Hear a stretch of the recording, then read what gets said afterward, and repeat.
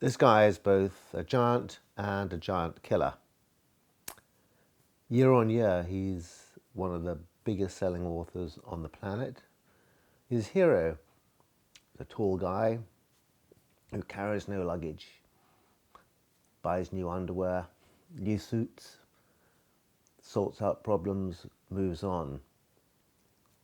His name's Jack Reacher. He's been played in 2 movies now by Tom Cruise, and he is a phenomenon that just keeps on getting taller and taller, like his creator, Lee Child.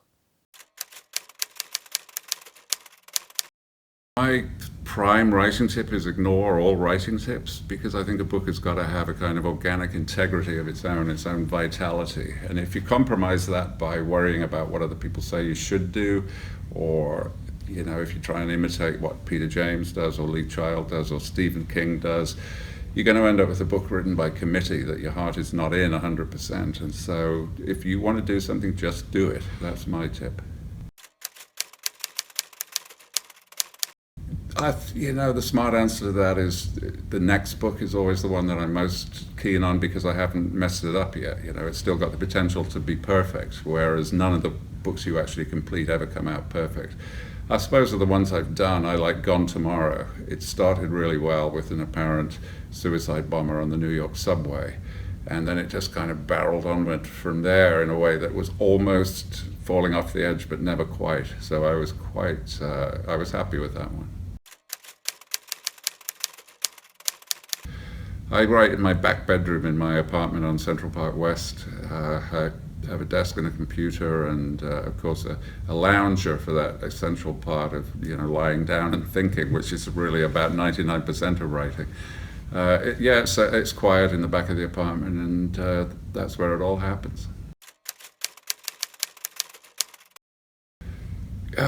Gosh, in a way, almost all of them, because you can find inspiration in any book, be it positive or negative. You read some books and you realize what you want to avoid doing as much as what you want to actually do.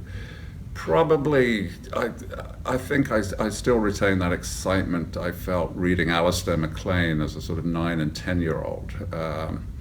Those early books in that series are terrific. The later ones not so much, but certainly that first half dozen, or say 8, of the Alistair MacLeans, I loved them, I still do.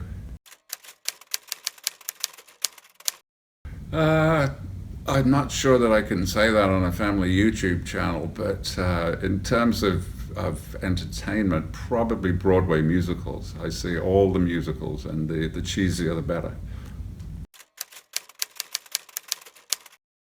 I used to, when I had a PC instead of a Mac, it came with a game on it called Minesweeper, and I used to make myself complete the expert level of Minesweeper in less than 300 seconds before I would start writing, and I found that to be a very kind of cleansing ritual where your brain just emptied out and you were ready to start.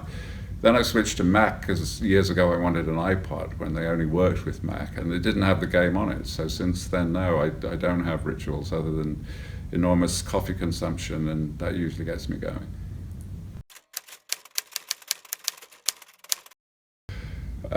No, not specifically an author per se. What I wanted to do was work in the field of entertainment, where I felt I had an audience and I was entertaining them. And I started out in the theater, then television, and now writing, and I see them all as different aspects of really the same category. You're just giving people a good time for a couple of days, taking them out of their worries and concerns, and if they're responding well, then I'm really happy. I don't plan a book. I start with the first line, and then I think of, okay, what's the second line? And then I keep going, and 100,000 words later, usually the story has worked itself out.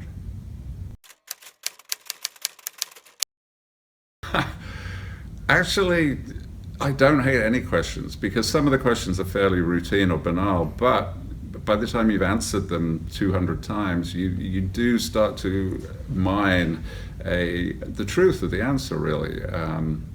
The question that every writer complains about is, where do you get your ideas?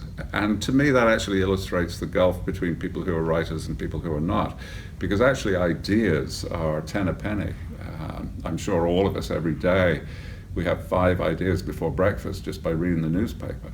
And it's much more a question of which idea are you going to select. Selecting the idea is more difficult than getting it. But in general, no, I don't mind any question at all. That's fine. Once in Australia, somebody said to me, I have a question. And I said, yeah, what's that? And he said, why are you so thin? That's probably the most bizarre question I've had. Thank you, Lee Child. Now, we'd love to hear from you, the viewers, as to which is your favourite Jack Reacher novel. Put it in the comment box below. And don't forget to subscribe to PJ TV for all updates on new authors and all new posts.